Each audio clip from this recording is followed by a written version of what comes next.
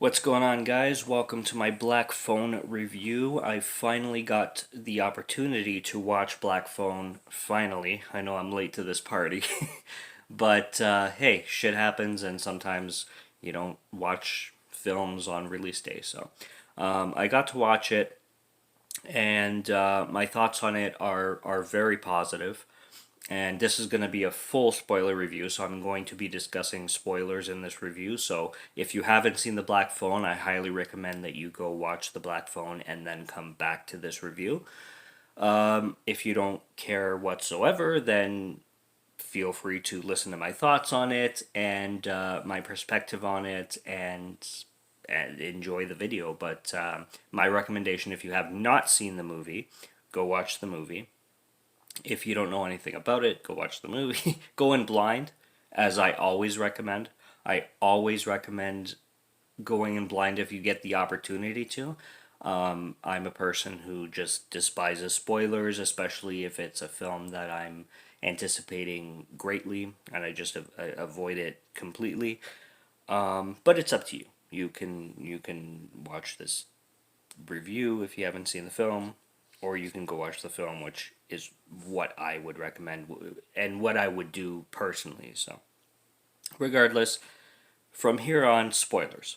So, this film it has Ethan Hawke, who I've never seen play an evil person. Like Ethan Hawke, he's played some action heroes. He's played some, like rogue, shoot 'em up kind of villains like John Wick or something like that. But he's never actually played like a villain where he's abducting kids, essentially. And that's what he does in this film, and he wears creepy masks and he literally plays insane psychopath kind of person that is just like batshit insane. That's the only way that I can possibly describe it. And there's some up and coming actors and actress, I should say. Mason Thomas is the main boy, and Madeline McGraw is the main girl. And this film was also directed by Scott Derrickson. Now, Scott Derrickson, sorry, also directed the film Sinister, which I actually have behind me right now.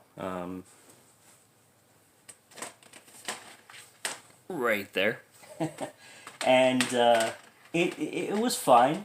I didn't mind Sinister. Like I wasn't a hater of it. It didn't blow me away. However, The Black Phone, it blew me away a lot more. Now I don't think this is like the best horror film of the year.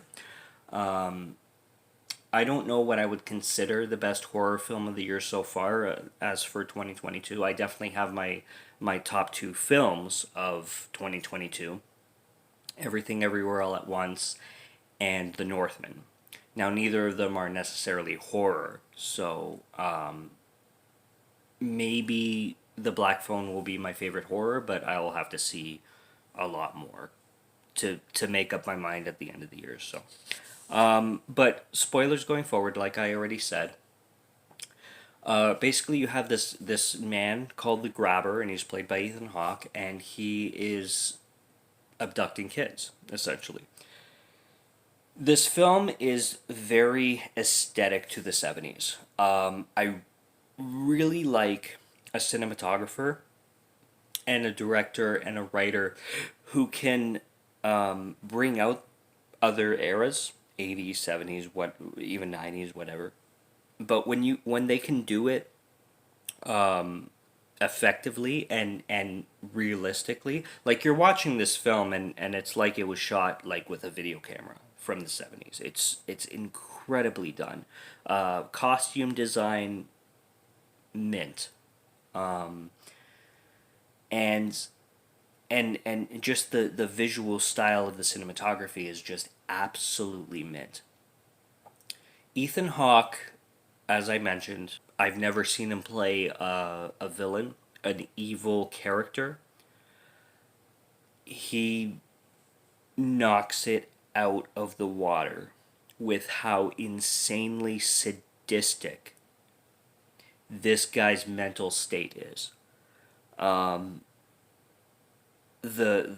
child characters, Madeline McGraw, the sister, and Mason Thomas, the boy who gets abducted. The guy, I didn't look up his name. I should have, but the guy who plays the father of the two, unbelievably incredible. And one thing I actually, I can't say admire because he's 90% a piece of shit, and he's 10% like you have some sorrow for him. But it's just a little minuscule bit, but you understand his backstory. He had a very hard time with his wife's passing, his wife's mental state. It sounds like she was schizophrenic or something like that, where she kind of lost her mind at a younger age than people should. And he has a lot of pain and guilt, and he just unleashes his anger on everybody around him, including his kids, and that's not okay.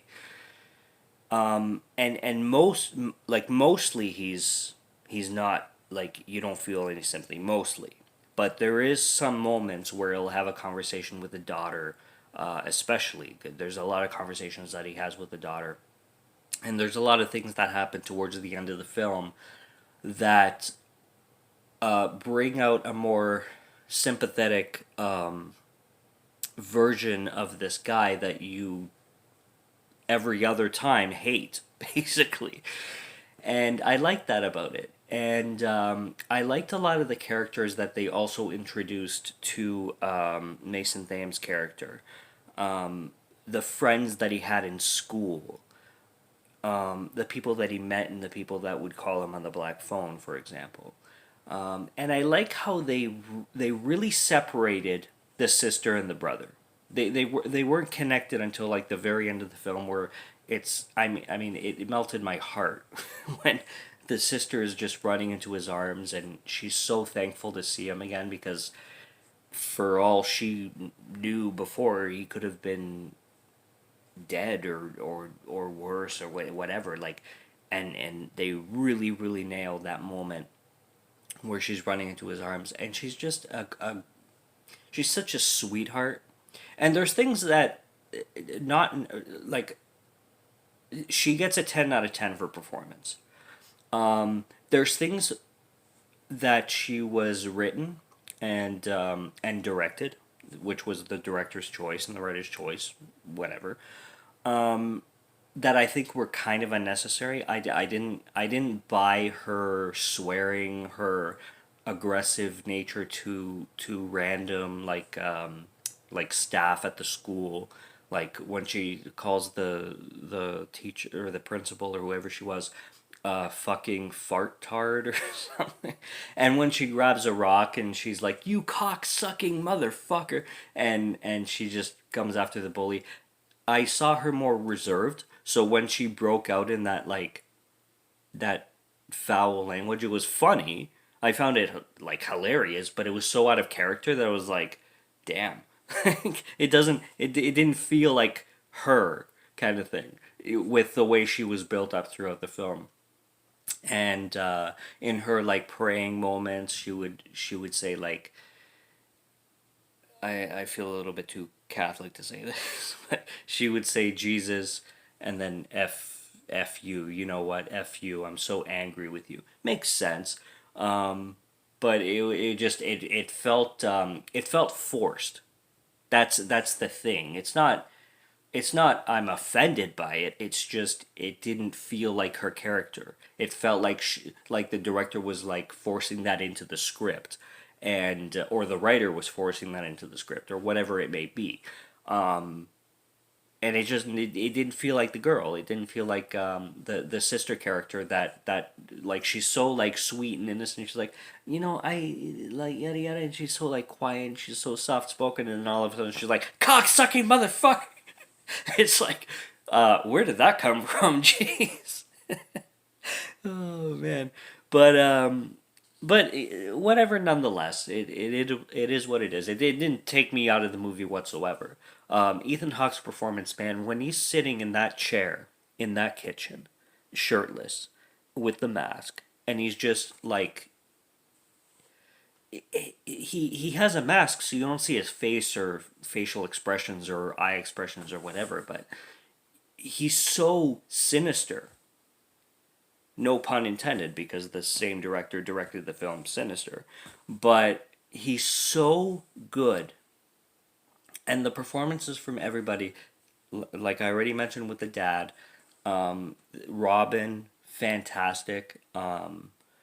And you know, a big thing too about this film, my sister went to watch it the next day that I watched it, and I texted her. I was like, I'm 19 minutes into the Black Phone, and Ethan Hawke hasn't even showed up yet, and so much has happened. This film is disturbing as fuck. And she's like, "Don't tell me anything else. Don't tell me anything else. I'm gonna watch it tomorrow. No spoilers." And I'm like, "Yep, I'm not a spoiler. I won't say anything, but you're in for a treat. That's all I'm gonna say. You're in for a treat. Enjoy the experience. Let me know what you think tomorrow." And that's the thing. Like, before Ethan Hawke even shows up, shit's going down. Like, it's insane. It's so good. 4 out of 5. 4 out of 5 stars. Phenomenal performances by everybody. There are things that I would do differently, but this is one hell of a horror film that really, really brings out the aesthetic of the 70s, especially. That if you like that, if you like the old film style, you need to go check out The Black Phone. Easily, easily, one of the best films of 2022. The best, I don't know. I don't think so. Like, I haven't seen X yet. I haven't, like, there's a lot of horror films that I'll need to watch before I say it's the best horror film. But man, it's a contestant. It's really good. And if you want to see Ethan Hawke unleashed as an evil child abductor, can I say that on YouTube? It's amazing.